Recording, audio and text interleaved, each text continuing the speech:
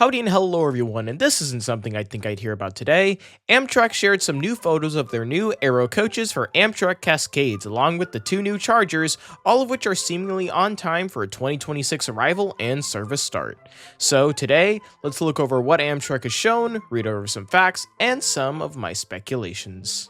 Before we get started, all of the concrete info I'll be sharing in this video comes from this page on the official Amtrak Cascades website that I'll link in the description.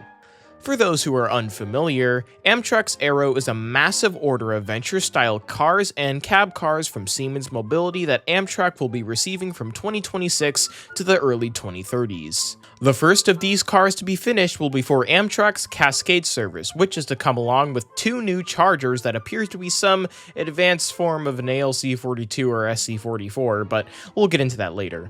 The official Amtrak Cascades post states, "A new fleet of Northwest-styled Amtrak Cascades trains will transport passengers in style between Seattle, Vancouver, British Columbia, Portland, and other stations along the I-5 corridor when 8 new train sets and 2 new locomotives arrive in the Pacific Northwest in 2026. If you couldn't tell from that, or just weren't listening, Amtrak Cascades will be receiving 8 of these Airo train sets, which will be used to phase out the old Horizon/Am fleets and NPCUs used on the corridor. These sets will most likely run alongside the 2 Talgo 8 sets that currently run on the Cascades. And for those of you who are wondering, the one that got decimated by a tree a few months back apparently got repaired. I've tried finding some official proof for this, but I couldn't find anything in my searches, so take that with a grain of salt. Whatever the case, this will lead to 10 Airo/Talgo sets to run with 10 Chargers, and no, that number isn't counting the long-gone 1402. Now, with introductions out of the way, let's get into the meat of this article. The article starts by stating a few facts about these new sets, which I'll sum up here. Each set can seat over 300 passengers, will feature the same panoramic windows seen on the existing Venture coaches, will feature a cafe car from the get-go unlike the Midwest and Caltrans orders, individual outlets, USB ports, free onboard Wi-Fi, enhanced lighting, digital customer information displays, automated steps, and touchless restroom controls. But we'll have to see how long those touchless bathroom controls actually last. Soap.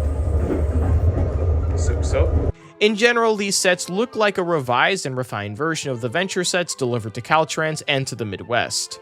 Now, let's look over some of the photos provided of these coaches. First off, these coaches are actually really similar to the renderings, which is a nice surprise. The cab car paint scheme thankfully appears to have been properly planned out and designed, unlike a certain Northern California atrocity of a paint scheme. The coaches shown in these images appear to be rather close to completion, with them already being on their final trucks and having semi-furnished interiors. This image here also appears to feature a decal having already been printed on a coach, so it's safe to say the production phase of these coaches has gone rather smoothly. Amtrak only showcased the business class variants of these coaches, which I'd imagine is because they were 1, the only ones that were in a shape to be photographed, and 2, the best way to make the public not get all rowdy because of the mixed reception from the coach versions of the Ventures. I say that last point because these seats actually look rather comfy, similar to the Brightline coaches, which I haven't had the pleasure of riding in, but I haven't heard any bad reviews of those coaches, so I take it they're comfy. Now, of course, this doesn't mean all the coaches will be like this. This is business class after all, and as can be seen on the Midwest, the business class version of these coaches is a major upgrade from the coach class comfort-wise.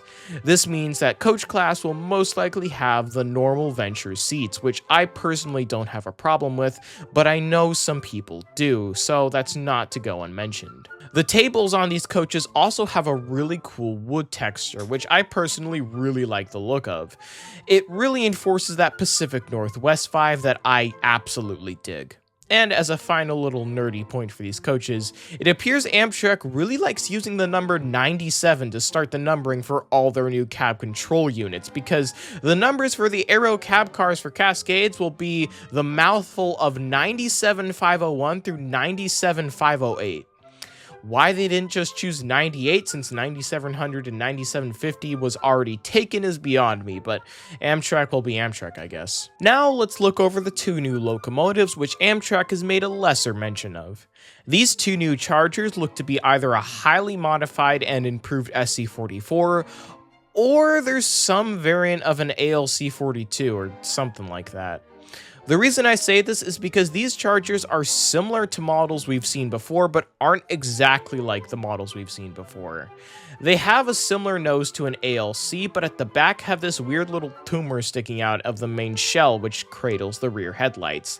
There's also this weird little doohickey thingy on the back, which I don't know if that's temporary or not. It doesn't seem like it is, but I felt like it was worth mentioning.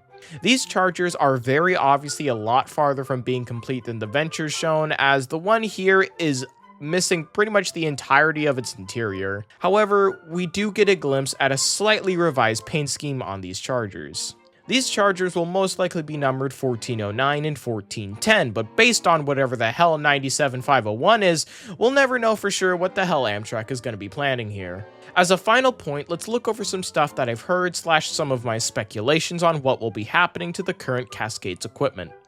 Cascades currently uses 8 chargers, some P42s when needed, their 2 Talco sets, a few NPCUs, and a bunch of Amfleet coaches, which before the Horizons decided they wanted to be difficult, was a bunch of Horizons, some of which were stolen from my home. Can we please have those back now? I've heard, nothing official or concrete yet, the Amtrak is going to try to keep the NPCUs and a few Amfleet / Horizons on the ready as a backup just in case the Airos decide to pull anything, which, considering how their new equipment, is basically guaranteed at first.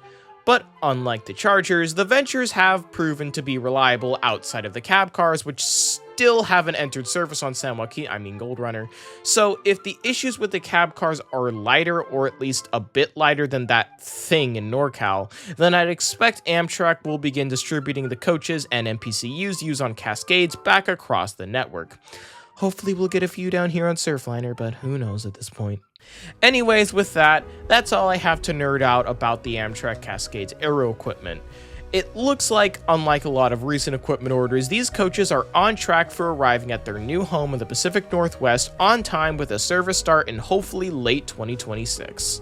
So, without much else to say, I was 5000 Creations, you were the viewer, and I'll see you in the future.